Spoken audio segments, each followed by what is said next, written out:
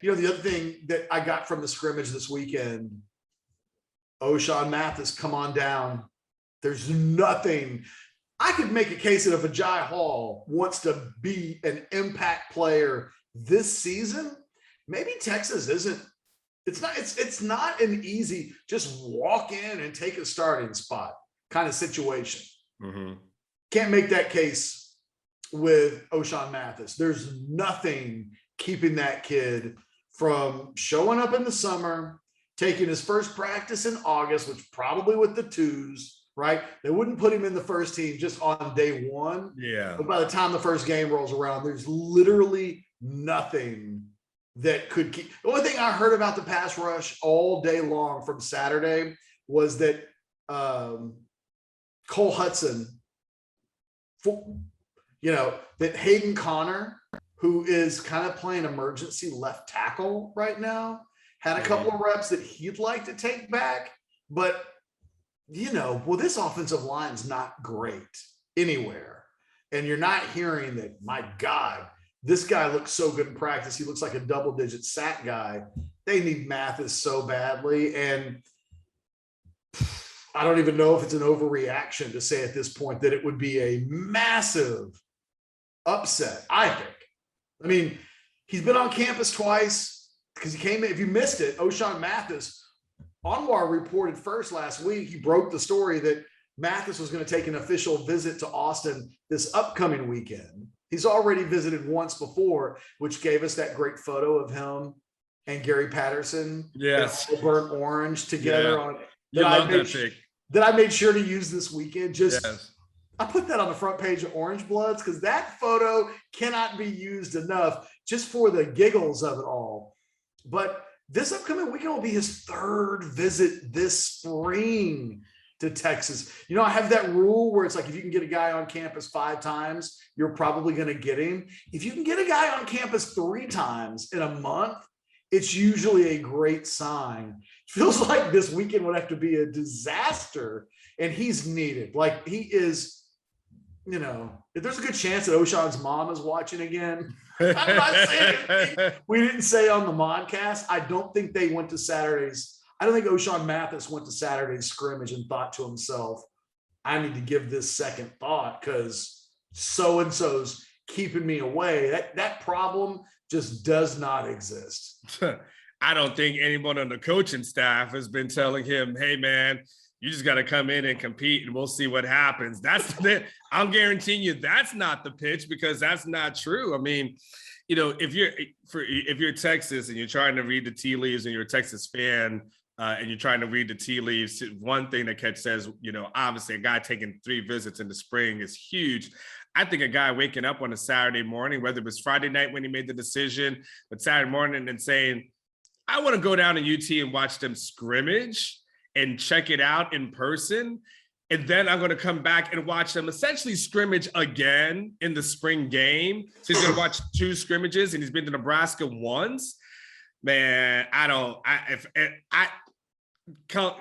know how to say it, but if Nebraska somehow won this competition, I would just have to question everything that I see and think and believe as far as reading tea leaves are concerned. It seems like this guy set the tea leaves on fire forever at that point, right? I mean, I've stuttered over my words because I couldn't even think of how to articulate what to say if Nebraska had won. I don't see that happening, Ketch. I see a guy getting as much due diligence as possible from the team that he's about to join and the due diligence from the team that he's about to be a part of. So he's like, okay, I feel like he's made up his mind. And I feel like in that point, he wanted to watch them. He already knew I'm going to come in next week. But you know what? Why waste this opportunity? Let me do some more learning about this team. Let me watch. Let me see what, not only defensive line, play calling, get familiar with a little bit more of what they're doing here at Texas. So I don't walk in just kind of unexpected. Of 2 straight weeks of that. I mean, you and I joke, but to have a mom join us on the modcast, and if you hadn't seen that from the past Thursday, feel free because Mrs. Mathis joined us and started answering questions from us, staff members, fans, and so I would say this is a family that seems to be locked in on Texas. What's going to be going on here, and to your point, Ketch, it is so needed. I mean, again, we've done this before, Ketch. The guy who led the team in sacks last year was Ben Davis off the bench for 2.5. And you know, so they need a guy who can have an impact. And I understand it's not just about sacks. I mean, you have to have another way, but you also can't have guys just running around, to your point, Ketch, doing 7 Mississippi and wearing your DBs out. So they need a guy who's able to do that, who's had success in the Big 12, and you know, who's going to come in and to your point, probably hits the ground running as a starter. It allows Justice Finkley a little bit more time to develop, and you don't have to put so much pressure on him, you know, right away. But they Catch that defensive line's got to be better. And I think Mathis is a guy that makes them better, you know, to the point where, Catch, I'm like, a lot of talent on this team, Catch. I'm not trying to pour burn on Kool-Aid, but there's a lot of talent on this team. I've got an overreaction potentially and a question for you. Okay. I'm going to go the other direction. And I'm going to say that the thing that coaches always like to say, that it's not about sacks, they're wrong. It is about sacks. You know what coaches are pointing towards when they say it's not about sacks? They're talking about on the occasions when a guy gets to the quarterback and hits him and it causes the ball to get intercepted, or it's breaking up teams on 3rd down. You get off the field because a guy had no, that wasn't happening either. It's about getting to the quarterback. In fact, you'll find out that guys that sack the quarterback most often create the plays that the coaches are actually talking about. Right. You saying Jared Allen never said it's not about sacks? You know who says it's not about sacks? Never a player that gets sacks. People don't get sacks and try to talk about all the other things that he do. Like, hey, honey, it's not about flowers. You know what says what says flowers aren't important on Valentine's Day? People don't buy flowers, or people don't receive them. Exactly. Those are the people who say it. The people who do get them never say that. Size doesn't matter. It's the motion in the ocean. Like, oh, you went there? I just went flowers. I'm just saying, there's a lot of these examples that in the end, sometimes it really is just about that thing you don't want to say it's about. And I was going to ask you, so if when Ochaun Mathis commits to Texas, shows up in the summertime, what's the over and under for sacks? I have a number in my head. I'm going to see how close you get the line. You want me to set the line, and we take the. I want to set the line for what is for him, for what I think for him would be a good season, not a great season, a good season. And I think it's important because I don't think it's a number that we would set for anybody else in the program, or even close. So the numbers that I'm debating right now are 6.5 to 7.5 as far as setting a line is concerned. 7.5 is my number. Yeah, so let's go with that, because those are the two numbers that I'm debating right now: 6.5 to 7.5. So now the question is, do I take the over or the under? And they've got a UTSA and they got Louisiana Monroe, so that gives you a chance to get a couple there, right? Kansas too. I'm not taking the bait on Kansas. I'm not sleeping on that team again. I don't give a damn what their record is. I'm never going to talk shit about too, Kansas. So you got to be careful with those pesky Jayhawks. Man, I'm not talking shit about Kansas ever. As long as I'm alive and on this beat, I will never. You can be like, Kansas is on a 10-game losing streak and they face Texas in week 11. I'm like, ooh, that's going to be a nail biter. I don't know. I think they might have been on a 10-game losing streak last year. I don't remember. Yeah, I think 7.5. And I tend to think the reason why I think I have 7.5 is I think I've chosen like 8 for him. Mm-hmm. He could get to double digits. I think he has that kind of talent. He's done that before in his career in Fort Worth. That's why I'm sitting on like 8, and anything you could get beyond 8, that dude's turning pro and like going to be if that guy gets 10 sacks for Texas, he's a day 2 draft pick. Yeah. You know, I mean, 100%. And you got to think, if there's anybody who can help him, Gary Patterson, as a guy who knows strengths and weaknesses, can easily tell that staff, this is how you get the most out of that guy. Yeah. And there's no, so we've done that. Is there anybody else in the program that you feel confident of getting 4 sacks next year? Not named. It's the problem with, when we talk about what things might keep Texas from winning a Big 12 championship, it's a lot. I mean, for a guy that's not even on the team yet, that's a huge amount of expectations and pressure to put on him, because look, if we get into the fall and we're 4 games into the season and Aygie Hall has 2 or 3 catches, I'm saying today in April, no big deal. Like, they actually have some depth at wide receiver that is such that if it takes him a little bit of time to find his way, there's no reason to freak out. If you tell me that at the end of September, Ochaun Mathis is sitting on 0.5 sacks, I'm thinking to myself, where is the pass rush coming from then on this team? And what is the byproduct on the secondary and the defense as a whole? Yeah. When it once again is in this position where it's having a very hard time manufacturing a pass rush. I mean, Quinn Ewers is the most important newcomer in the program by a million miles, because he's going to be your starting quarterback. Yes. If you eliminate him from the discussion, nobody else trumps Ochaun Mathis in terms of the importance immediately that will be expected. Although, boy, if they're expecting Kelvin Banks to play left tackle, I mean, he's not far behind, but Mathis is really at the very top of the list, because again, if you put it at 4, the over and under at like 4.5, there's nobody else on this team I'm yet ready to say. Maybe Ovie. It feels like a little bit of a leap of faith to think that he'll go from where he was a year ago to maybe getting 5+ sacks. But boy, there's just, I don't know who else it is. The hard part of that question, Catch, is that we know Mathis can do it.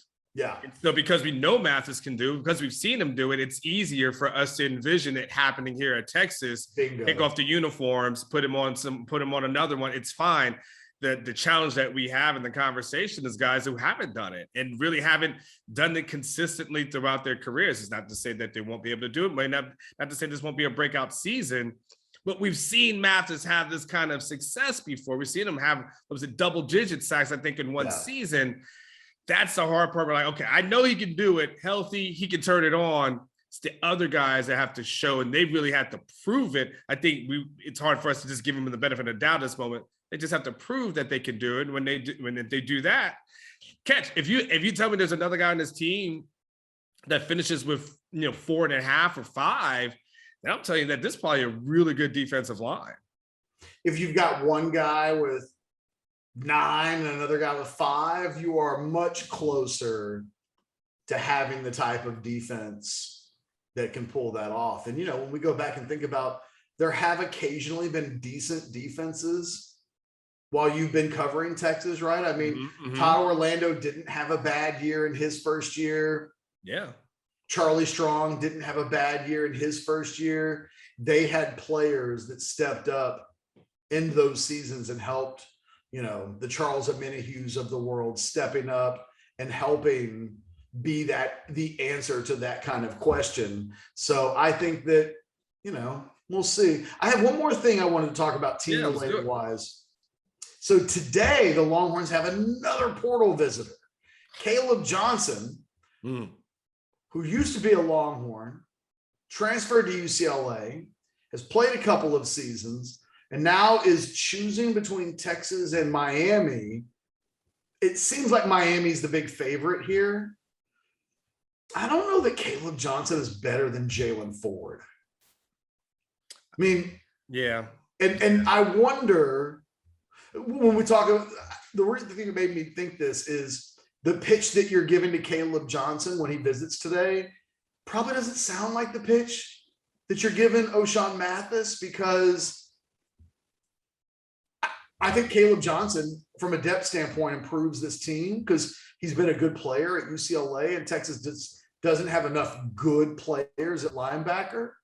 but I don't know that he's so good that he absolutely comes in and is better than Jalen Ford or even David Benda. I wonder how that goes today. The thought process behind the scenes in college football as a whole is that he's likely going to end up at Miami, that Miami's the favorite, and barring Texas blowing the doors off of him on his visit, that wouldn't change.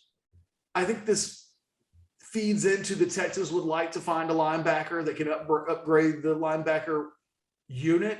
I just don't know that a guy that started 10 out of 11 games a year ago at UCLA and his biggest claim of last season, according to the UCLA SID office, was that he made multiple tackles in 9 of them. Mm-hmm. So he played in 11 games and started 10, and he made at least 2 tackles in 9. That is, and the year before he had 5.5 sacks and was like an honorable mention all Pac-12 guy.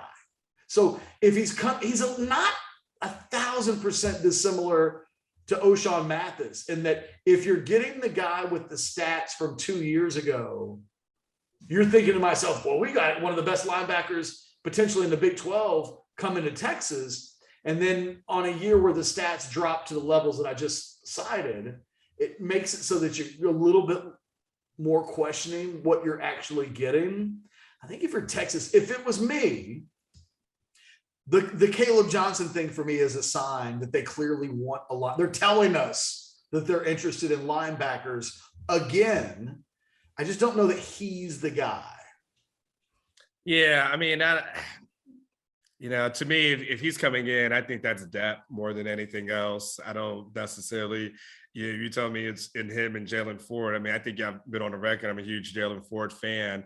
And I think, he's got great upside. And I think Mr. Sarkisian said something about that last week.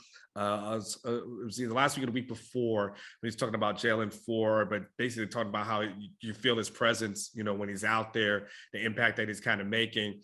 I think for me, again, if it's depth, fine. But if you're Caleb Johnson, that's probably not what you're looking for at this moment. Like you still got that big picture in mind and those big hopes and big dreams that you're not ready to give up on. And so that's probably why Miami makes a little bit better sense, a little bit more better choice. I mean, look, and what I will say this, Ketch, I will give the staff a lot of credit for going into that portal way harder and way heavier than they did last year. And I think that was one of the things that you and I had talked about, a lot was, look, when you looked at that roster that you had and you saw the holes, to say that we're good and we don't need to upgrade, I think that was you and I questioned that all offseason. Like, man, they need to go into the portal and don't this whole, you got to grow and recruit and develop guys. Like, or you go to the portal and try to win right away, right? There's different ways, and you always use the Michigan State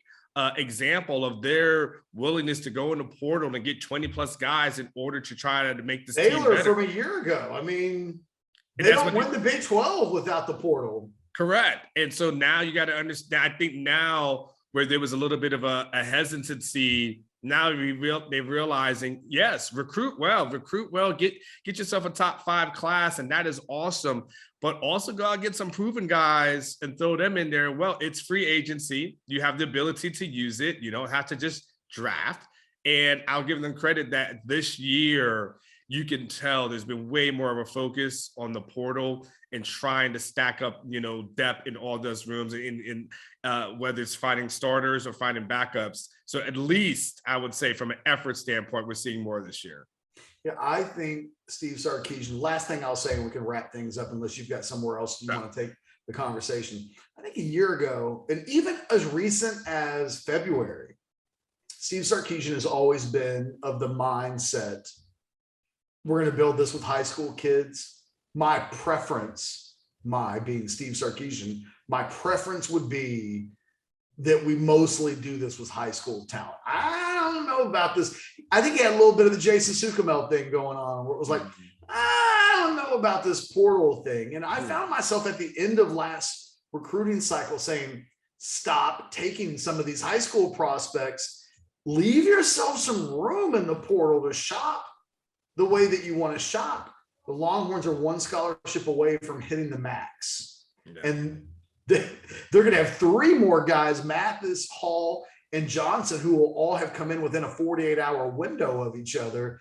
They're clearly, their appetite is bigger than their stomach at this point. And I think that what we may see moving forward, I think what Sark and the staff may have learned this offseason is not just, hey, we're going to go to the portal, but hey, next year, you know, I mean, when it's all said and done, they've already taken 4 guys in the portal, right? So you're talking about Quinn Ewers, Jaleel Billingsley, Isaiah Nayor, Ryan Watts. Yeah.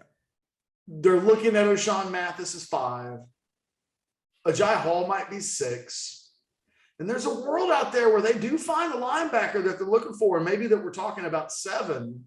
And it may be that they, you know, they may just find themselves now saying, ooh, you know, last year when we offered the kicker and the deep snapper and we gave out like maybe next year we leave 8 or 9 spots because we know we know that the portal is going to give us the room to do so.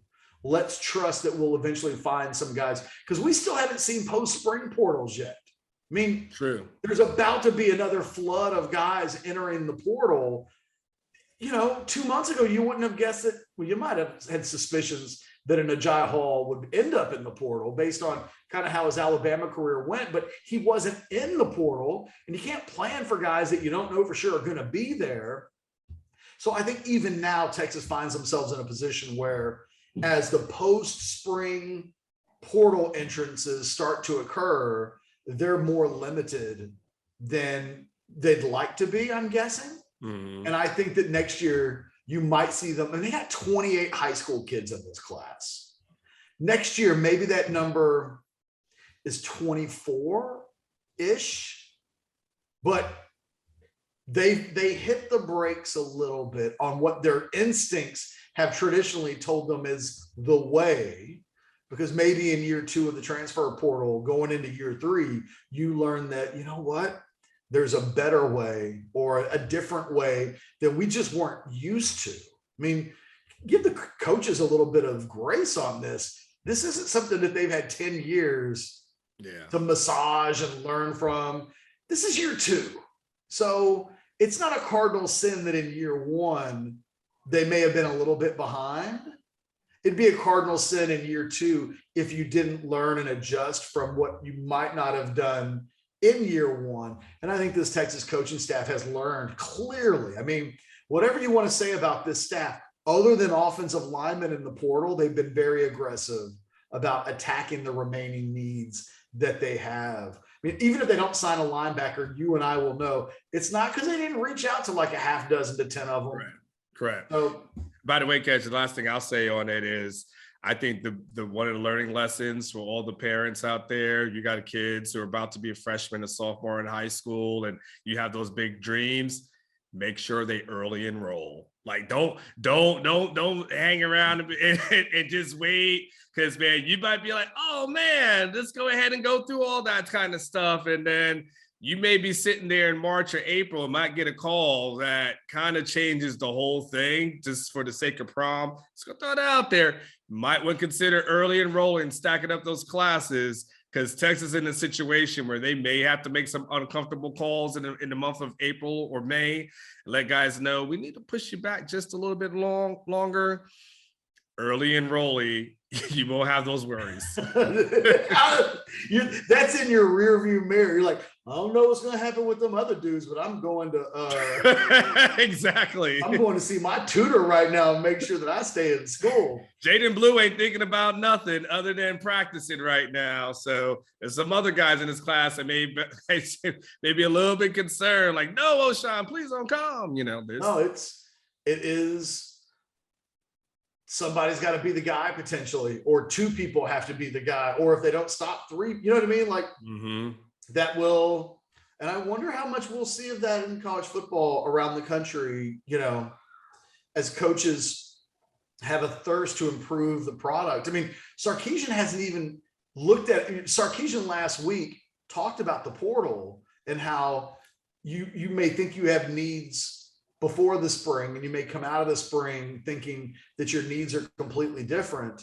They're at a point right now where they don't have a lot of flexibility to be aggressive. If there's a, I don't know, pick any position. If there was an injury issue, and that's probably my biggest fear with this team. Hey, knock on wood. One of the things that you'd say about this spring that's been an immense positive, hadn't had any of the season enders. Really, it's been pretty clean. And again, knock on wood. People will say that thing where it's like, you can't talk. Well, no, it's kind of a big deal that a team that has depth issues, as it stands with a week to go in spring football, and you have the spring game and everything else. And again, knock on wood 1,000 times. I think when the spring is over, one of the things that you'll say is the depth didn't really, up until now, hasn't been hurt. It's one of the things that this team will have to navigate through this season. They really were kind of fortunate a year ago with injuries. Casey Thompson's thumb excluded. It wasn't a year that we were like, oh my God, there were so many guys that were hurt.